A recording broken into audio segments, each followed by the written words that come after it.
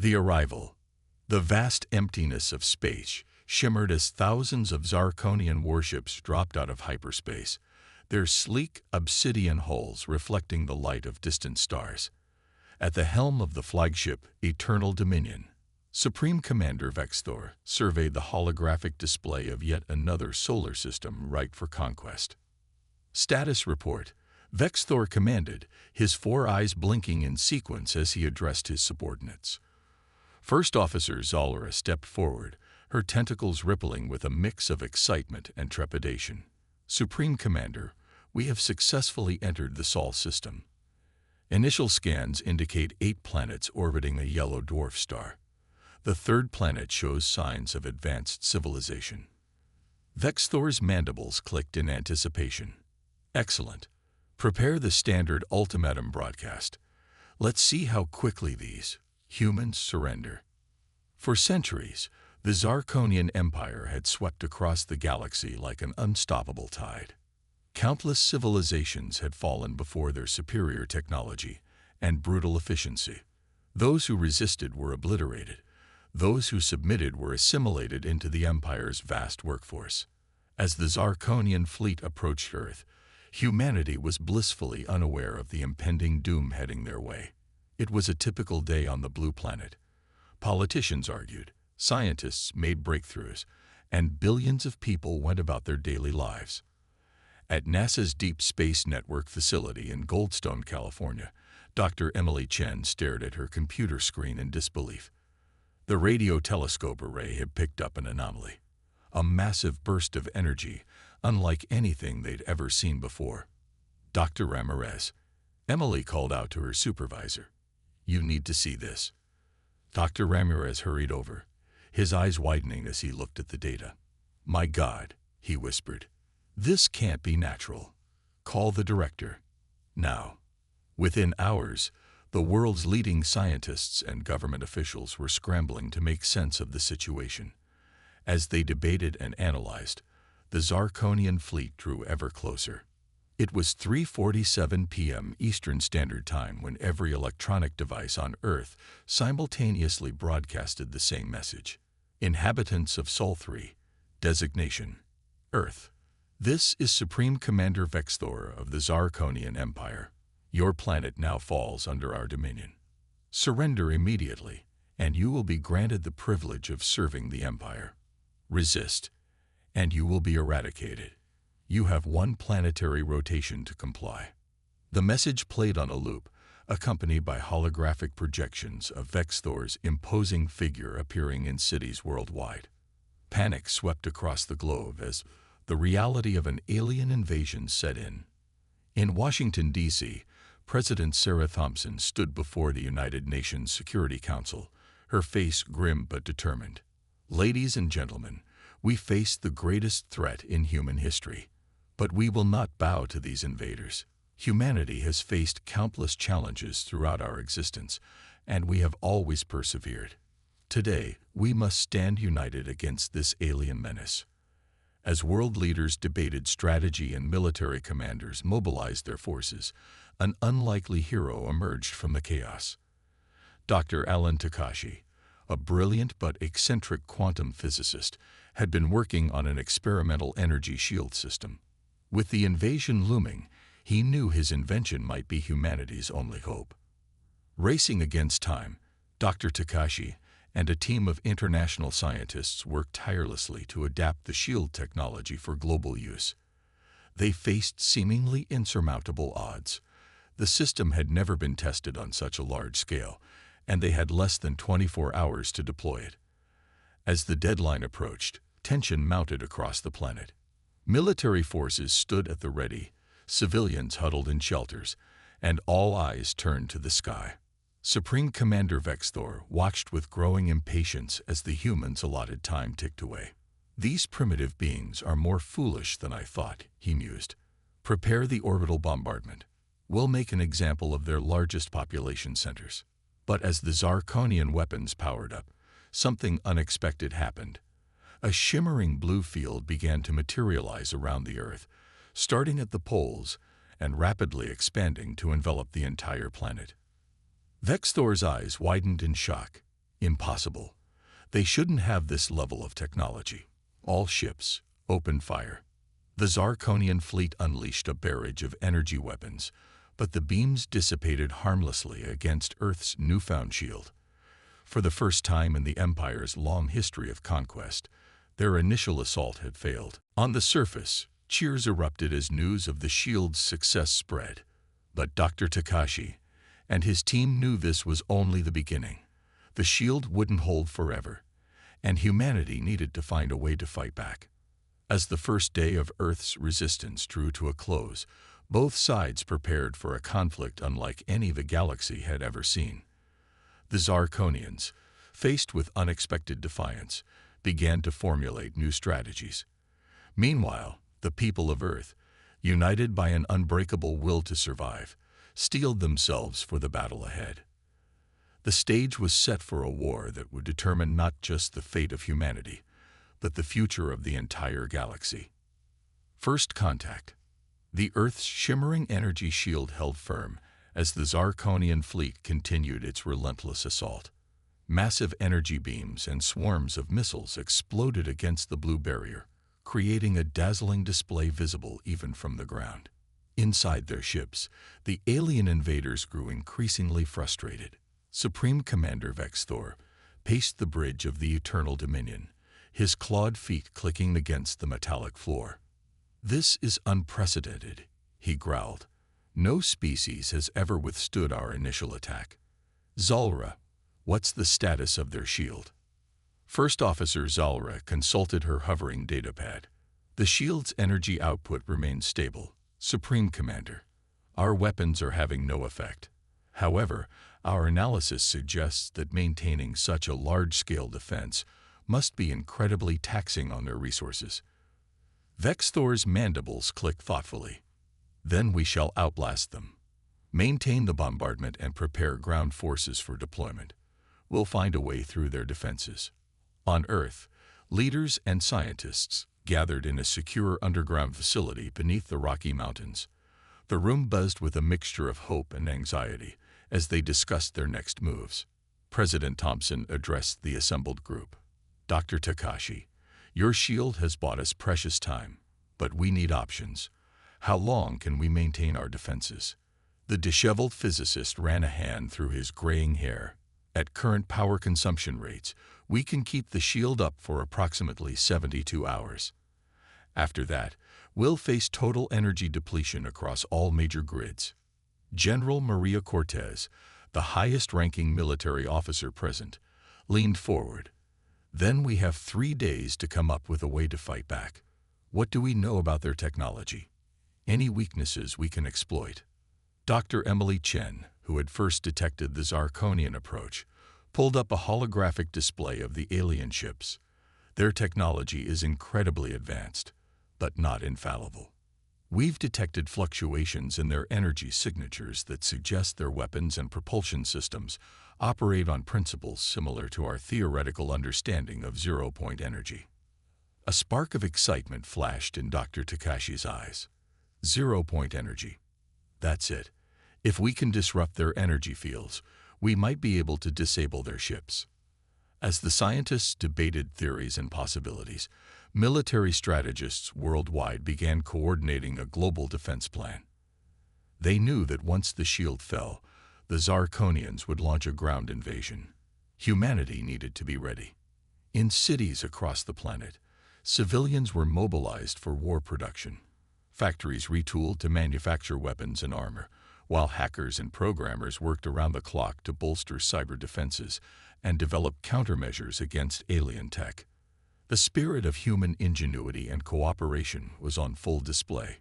Old rivalries were set aside as nations pooled their resources and knowledge. A team of engineers in Japan developed a way to miniaturize Dr. Takashi's shield technology for individual use. In Brazil, botanists discovered that a rare Amazonian plant could be synthesized into a compound that enhanced human reflexes and strength. As the 72-hour deadline approached, Earth made final preparations for the inevitable ground assault.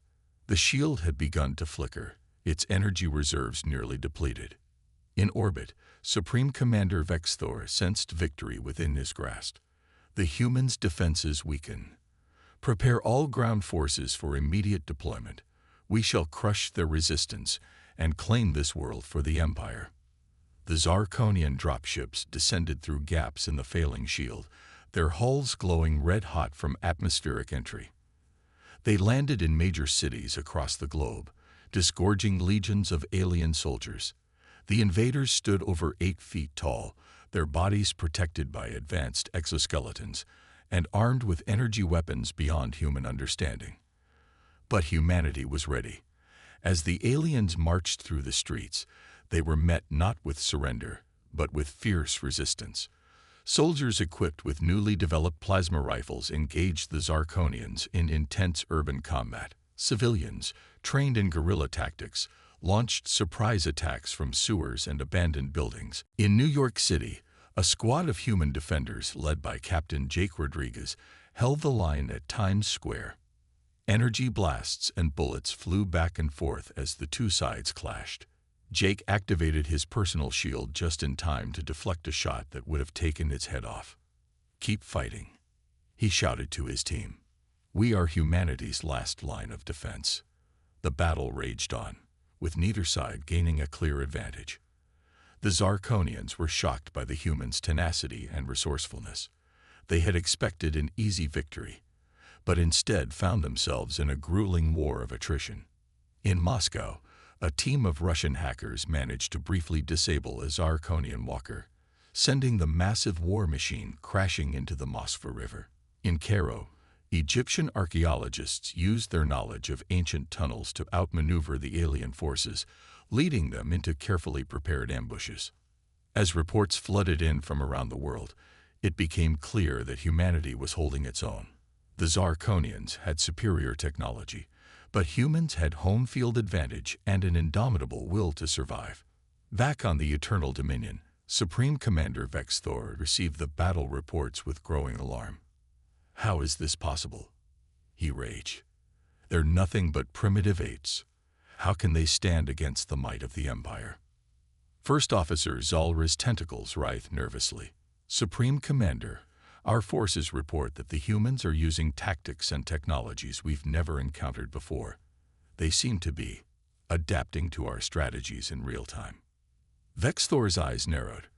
For the first time in his long military career, he felt a twinge of uncertainty. These humans were proving to be far more formidable than anyone had anticipated. As the first day of ground combat drew to a close, both sides regrouped and reassessed. The Zarkonians had established footholds in several major cities, but at a much higher cost than expected. Humanity had bloodied the invaders' nose and proven that they would not go quietly into the night. In the secret Rocky Mountain facility, President Thompson addressed the War Council. "We've won the first round, but this fight is far from over. We need to push them back, take the fight to their ships." "Dr. Takashi, Dr. Chen, how close are we to neutralizing their energy weapons?" Dr. Chen's fingers flew over her holographic keyboard. "We're close to a breakthrough. Give us 48 hours, and we might have a way to turn their own technology against them." President Thompson nodded grimly. "You have 24. Every minute counts now." As the meeting adjourned, General Cortez approached Dr. Takashi. "Your shield saved millions of lives today, Doctor. But we're going to need something bigger for what comes next." Takashi's eyes gleamed with determination. "Oh, I have a few ideas. How do you feel about taking the fight to orbit?" As night fell across the battle-scarred Earth, humanity steeled itself for the challenges ahead.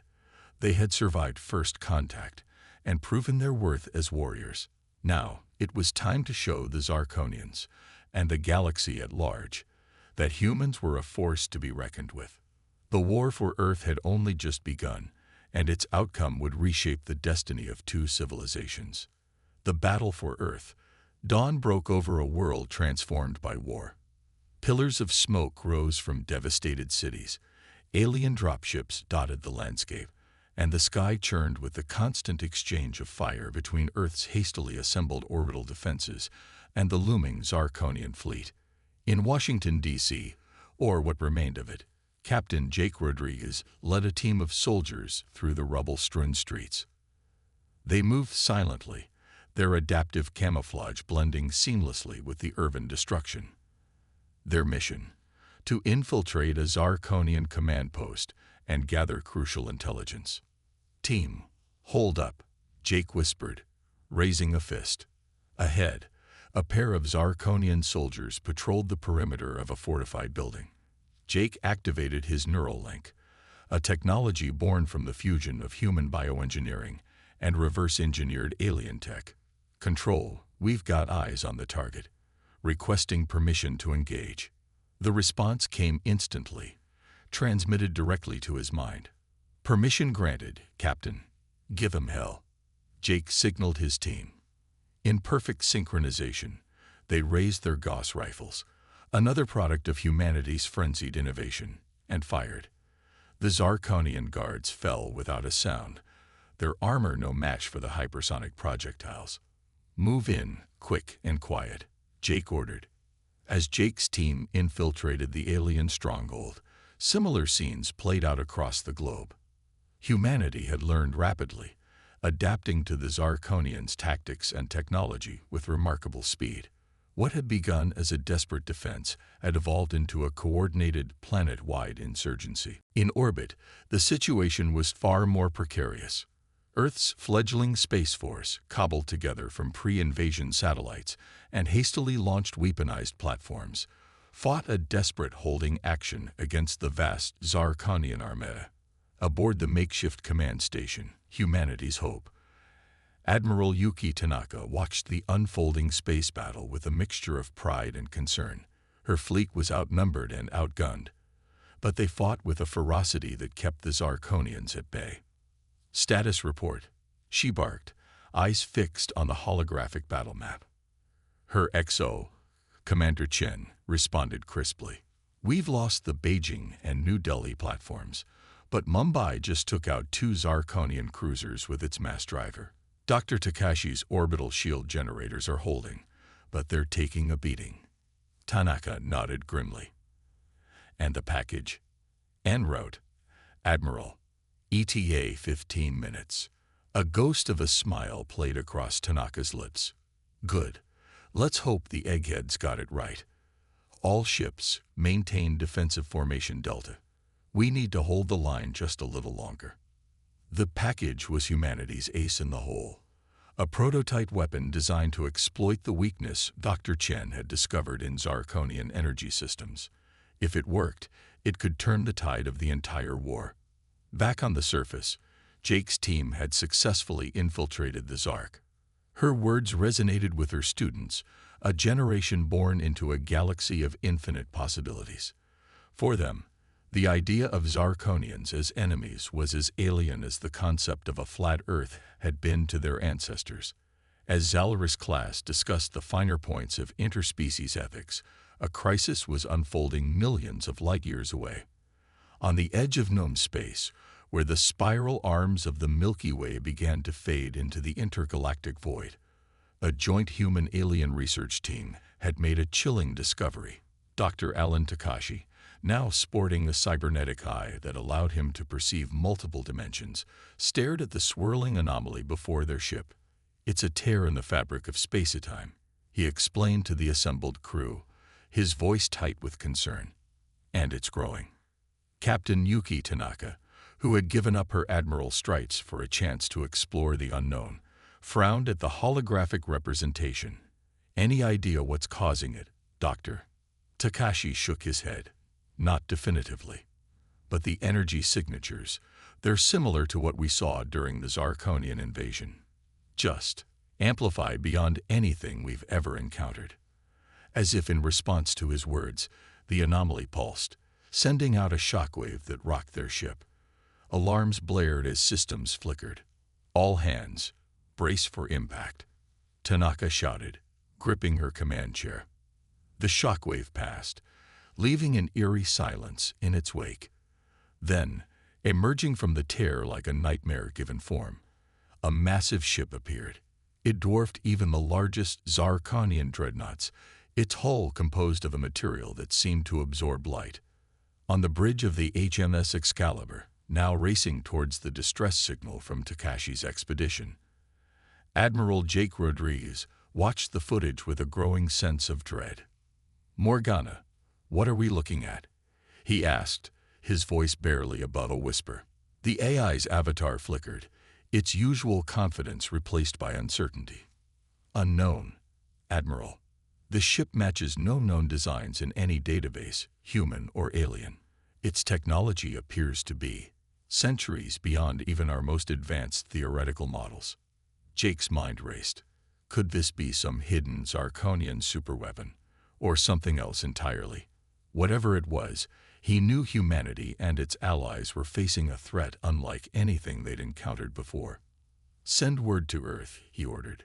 "We need every ship we can muster, and contact the Galactic Council. If ever there was a time for unity, it's now." As the Excalibur and its battle group prepared for a confrontation with the unknown entity, the consequences of the anomaly were being felt across the galaxy. On 100 worlds, scientists reported strange phenomena: fluctuations in gravity, temporal distortions, even changes in the fundamental constants of physics. In her lab on Mars, Dr. Emily Chen watched in amazement as the embryo in the suspension tank began to evolve at an accelerated rate, taking on characteristics that defied her carefully crafted genetic blueprints. It was as if the very fabric of reality was being rewritten. On Earth, in the Harmony Institute, Zalra felt a strange resonance in her neural pathways, an echo of a collective consciousness she'd thought long severed with the fall of the Empire. Around her, students of various species reported similar sensations, a convergence of minds across the gulf of biological difference. As reports flooded in from across known space, it became clear that this was more than just a localized phenomenon. The entire galaxy was changing, responding to the presence of the mysterious ship and the rift it had emerged from. Back on the surface, Jake's team had successfully infiltrated the Zarkonian command post. They moved silently through alien corridors, their neural implants translating the strange symbols on the walls. "Jackpot," whispered Sergeant Sarah Chen, Jake's second-in-command. She pointed to a door heavily guarded by Zarkonian sentries. "That's gotta be the control room."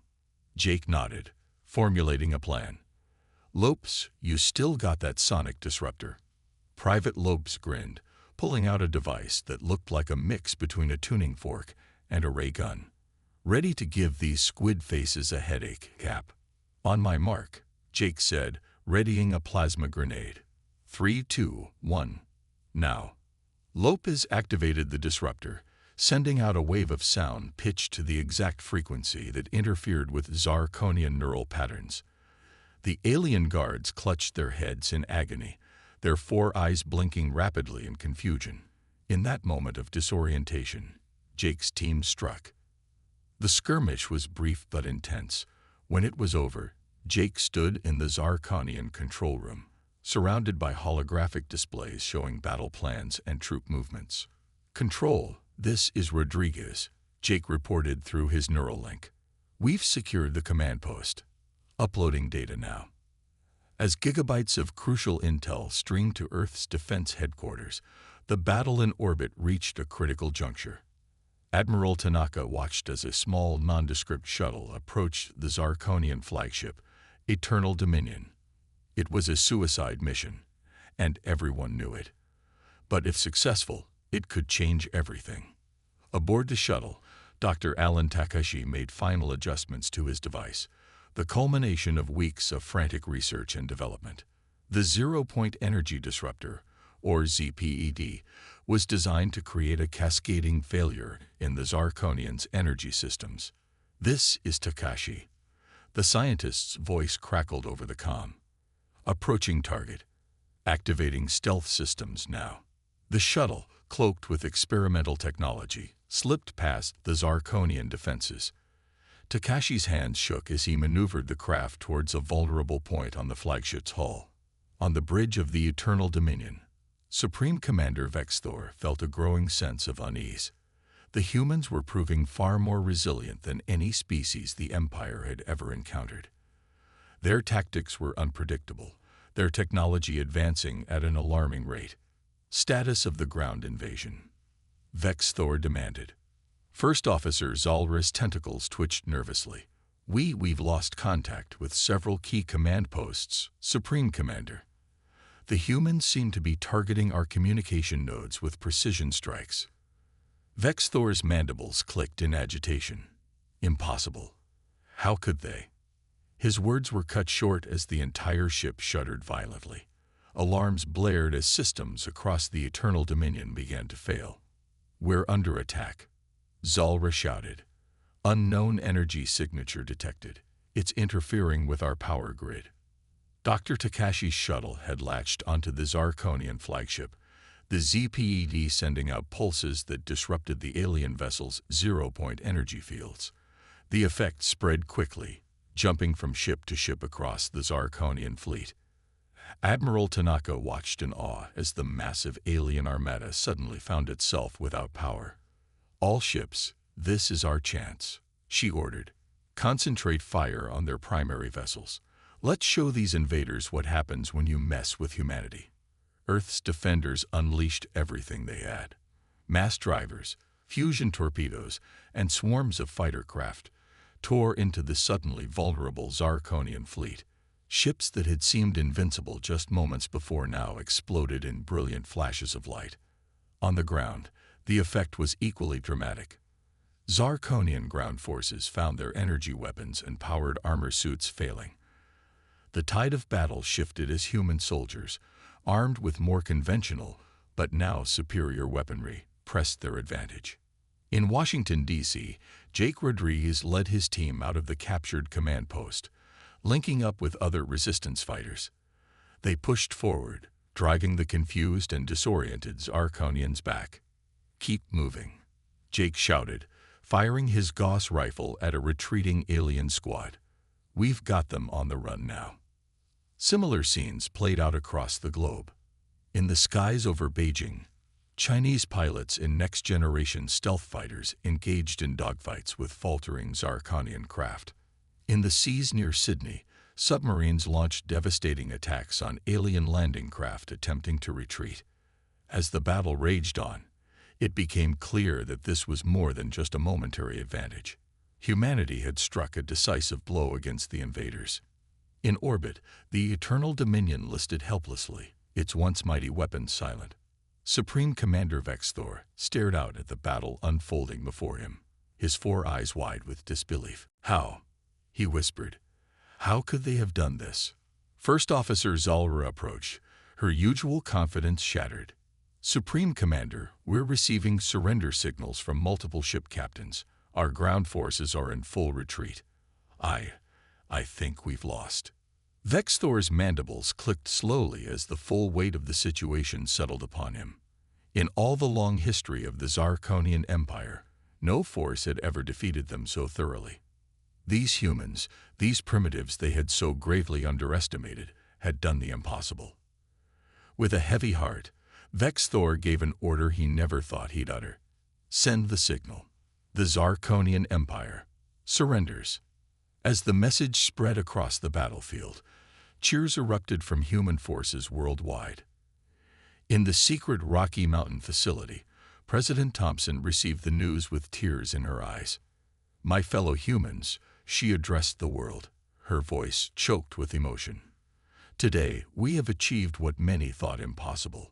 We have defended our home, our Earth, against the greatest threat we have ever faced. But more than that, we have shown the galaxy that humanity is a force to be reckoned with. The battle for Earth was over. Humanity had won. But as the dust settled and the enormity of their victory sank in, one question loomed large in everyone's minds. What now? The war might be over, but humanity's journey to the stars, and its new place in a much larger, more complex galaxy, was just beginning. Turning the tide. As the dust settled on Earth's miraculous victory, the full scope of the conflict's aftermath began to emerge. Cities lay in ruins, millions had perished, and the planet's ecosystems had suffered severe damage from the alien weaponry. Yet amidst the destruction, a new sense of unity and purpose blossomed among the human race. In the weeks following the Zarkonian surrender, Earth buzzed with activity. The same spirit of innovation and cooperation that had won the war was now turned towards reconstruction and advancement. Dr. Emily Chen stood before a gathered crowd of scientists, engineers, and world leaders in the newly established Global Innovation Center in Geneva. Holographic displays flickered around her, showing schematics of Zarkonian technology. "Ladies and gentlemen," she began, her voice steady with excitement, "what we've learned from the Zarkonian databases is nothing short of revolutionary. Their understanding of zero-point energy, faster than light travel, and matter manipulation far exceeds our wildest theories. But more importantly, we've discovered something incredible about ourselves." She paused, looking around the room. "In the span of mere months, humanity advanced centuries. We adapted Zarkonian tech, improved upon it, and in some cases, surpassed it. Our potential for growth and innovation is unparalleled in the known galaxy." As Dr. Chen's presentation continued, detailing plans for everything from clean energy to interstellar travel, similar scenes played out across the globe. In Lagos, a team of engineers worked on integrating Zarkonian terraforming technology to combat desertification. In Tokyo, scientists fine-tuned a global weather control system to mitigate the effects of climate change. But it wasn't just Earth that was changing. Humanity's gaze had turned decisively towards the stars. Aboard the refitted Zarkonian flagship, now rechristened Phoenix, Admiral Yuki Tanaka oversaw humanity's first steps into galactic politics. The ship had become a mobile embassy, carrying human diplomats to meet with other alien races who had long suffered under Zarkonian oppression. Status report. Tanaka ordered as the Phoenix prepared to drop out of FTL near the Centauri system. Her XO, now Captain Chen, responded promptly. "All systems nominal. Admiral, the Centauri delegation is standing by to receive us. They seem anxious." Tanaka nodded, understanding the aliens' trepidation. "Can't blame them. They've only ever known the Zarkonians as conquerors. It'll take time for them to see us as allies." As the Phoenix entered orbit around a lush, blue-green world, Tanaka marveled at how quickly humanity had adapted to its new role. In just a few short months, they had gone from a species fighting for survival to one offering hope and freedom to the galaxy. Meanwhile, back on Earth, the integration of Zarkonian prisoners of war into human society was proving to be a complex but rewarding process. Many of the aliens, freed from the oppressive regime of their empire, were eager to embrace a new way of life. In a mixed-species neighborhood in Vancouver, Jake Rodriguez, now Colonel Rodriguez, sat in a cafe across from Zalra, the former first officer of the Eternal Dominion. The sight of a human and a Zarkonian sharing a meal would have been unthinkable just months ago. Now, it was becoming increasingly common. "I still can't believe how quickly your people forgave us," Zalra said, her tentacles curling around a mug of hot chocolate. "A new favorite discovery." Jake shrugged, sipping his coffee. "Not everyone has. There's still a lot of anger, a lot of grief. But most of us understand that you were just following orders, trapped in a system you didn't choose." Zalra's 4 eyes blinked in sequence, a gesture Jake had learned to recognize as thoughtful consideration. "Your capacity for empathy. It's unlike anything in Zarkonian culture. I think that's what truly defeated us in the end. Not your weapons or your tactics, but your spirit." Their conversation was interrupted by a breaking news alert. Both human and Zarkonian leaned in to watch the holographic display hovering above their table. President Thompson stood at a podium before the United Nations, her expression solemn but hopeful. "Today, I am proud to announce that after extensive negotiations, Earth has been invited to join the Galactic Council. We will take our place among the stars not as conquerors, but as peacekeepers and innovators." The announcement was met with thunderous applause in the UN chamber and cheers from crowds gathered in public spaces worldwide. Humanity's destiny had irrevocably shifted. As Jake and Zalra watched the historic moment unfold, a group of children, human and Zarkonian, ran past their table, laughing and playing together. It was a poignant reminder of how far they'd come, and the bright future that lay ahead. In orbit, aboard a state-of-the-art space station that served as Earth's new defensive headquarters, Dr. Alan Takashi put the finishing touches on his latest project. The zero-point energy disruptor that had won the war had been just the beginning. Now he stood before a device that promised to revolutionize humanity's understanding of the universe. Initiating test sequence, Takashi announced to his team. The air hummed with anticipation as the device powered up. A shimmering portal opened in the center of the laboratory, offering a glimpse of a distant star system. Takashi's eyes gleamed with excitement. "Ladies and gentlemen, I give you the first human-made wormhole. The galaxy is now our backyard." As news of the breakthrough spread, it became clear that humanity's victory over the Zarkonians had been more than just a defensive triumph. It had catapulted the human race into a new era of exploration, diplomacy, and scientific achievement. The tide hadn't just turned in a single battle. It had shifted the course of galactic history, a new galaxy order. 5 years after the Zarkonian invasion, Earth had become the center of a rapidly expanding sphere of influence in the Milky Way. The planet itself was almost unrecognizable. Gleaming cities built with a fusion of human ingenuity and alien technology stretched towards the sky, while vast swaths of previously damaged ecosystems flourished under the care of advanced terraforming systems. In low Earth orbit, the Galactic Embassy Station rotated majestically, its crystalline structures housing diplomats from hundreds of alien races. It stood as a symbol of humanity's new role in the cosmic community, no longer isolated on their blue marble, but central players in a complex interstellar political landscape. Ambassador Sarah Thompson, the former U.S. president now representing Earth on the Galactic Council, stood before a gathering of alien dignitaries in the station's Grand Assembly Hall. The diversity of life forms present was staggering. From ethereal energy beings to silicon-based intelligences, all united in their interest in humanity's rise.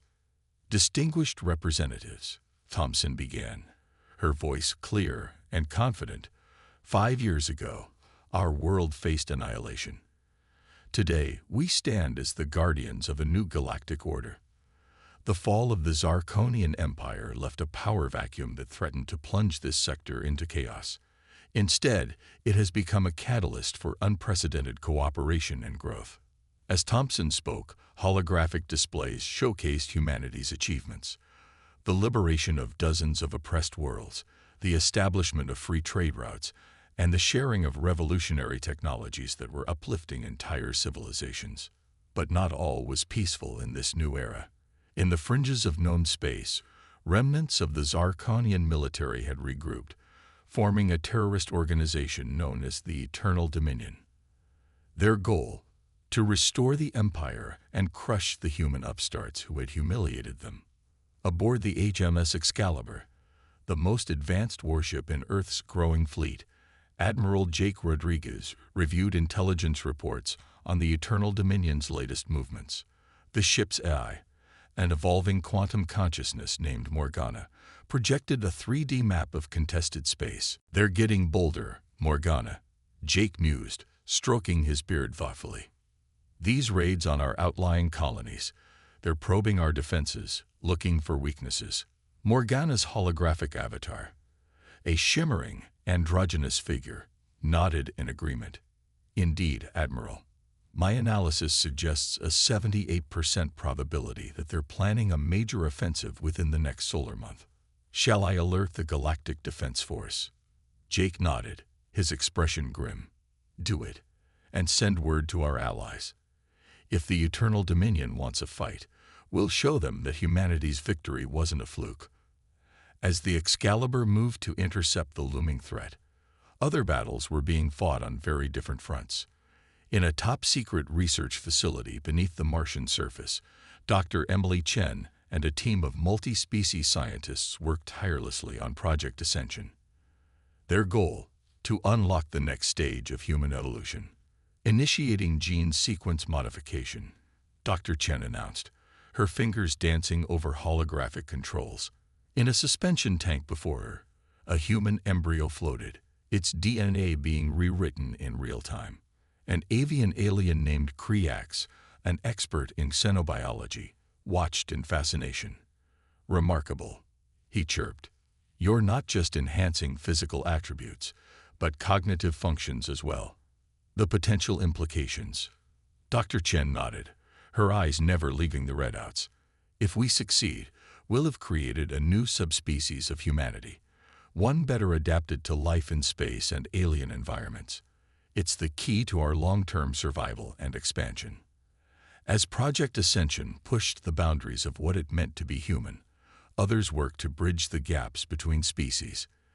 In the heart of New York City, now a sprawling megalopolis that seamlessly blended architectural styles from across the galaxy, the Harmony Institute stood as a beacon of interspecies understanding. Zalora, the former Zarkonian first officer now turned peace advocate, addressed a classroom of young humans and aliens. "The key to lasting peace," she explained, her tentacles gesturing expressively, "is not just tolerance, but genuine appreciation for our differences. Each species brings unique perspectives and abilities. Together, we are far greater than the sum of our parts." Her words resonated with her students, a generation born into a galaxy of infinite possibilities. Her words resonated with her students, a generation born into a galaxy of infinite possibilities. For them, the idea of Zarkonians as enemies was as alien as the concept of a flat Earth had been to their ancestors. As Zalora's class discussed the finer points of interspecies ethics, a crisis was unfolding millions of light-years away. On the edge of known space, where the spiral arms of the Milky Way began to fade into the intergalactic void, a joint human-alien research team had made a chilling discovery. Dr. Alan Takashi, now sporting a cybernetic eye that allowed him to perceive multiple dimensions, stared at the swirling anomaly before their ship. "It's a tear in the fabric of space-time," he explained to the assembled crew, his voice tight with concern. "And it's growing." Captain Yuki Tanaka, who had given up her admiral stripes for a chance to explore the unknown, frowned at the holographic representation. "Any idea what's causing it, Doctor?" Takashi shook his head. "Not definitively, but the energy signatures, they're similar to what we saw during the Zarkonian invasion. Just amplified beyond anything we've ever encountered." As if in response to his words, the anomaly pulsed, sending out a shockwave that rocked their ship. Alarms blared as systems flickered. "All hands, brace for impact," Tanaka shouted, gripping her command chair. The shockwave passed, leaving an eerie silence in its wake. Then, emerging from the tear like a nightmare-given form, a massive ship appeared. It dwarfed even the largest Zarkonian dreadnoughts, its hull composed of a material that seemed to absorb light. On the bridge of the HMS Excalibur, now racing towards the distress signal from Takashi's expedition, Admiral Jake Rodriguez watched the footage with a growing sense of dread. "Morgana, what are we looking at?" he asked, his voice barely above a whisper. The AI's avatar flickered, its usual confidence replaced by uncertainty. "Unknown, Admiral. The ship matches no known designs in any database, human or alien. Its technology appears to be centuries beyond even our most advanced theoretical models." Jake's mind raced. Could this be some hidden Zarkonian superweapon? Or something else entirely? Whatever it was, he knew humanity and its allies were facing a threat unlike anything they'd encountered before. "Send word to Earth," he ordered. "We need every ship we can muster, and contact the Galactic Council.